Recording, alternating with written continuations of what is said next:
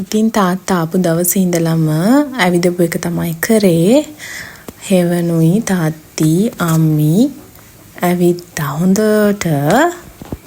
හෙවන්ට අපි අලුතෙන් සෙරෙප්පු දාපු පළවෙනි වතාව තමයි මේක. බලන්නකෝ හෙවන්ගේ තාත්තිගේ කෝලම්.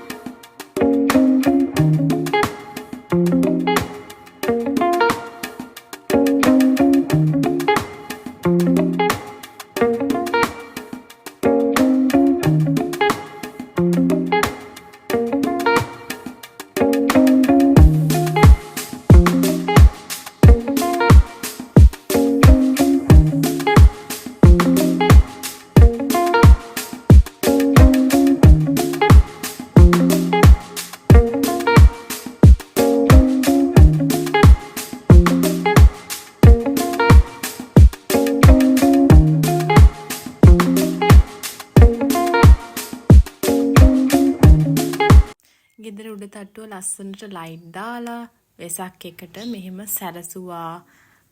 වෙසක් කුඩු එල්ලලා මේ තියෙන්නේ හෙවන් ඉස්සෙල්ලම නැගිටපු වෙලාව.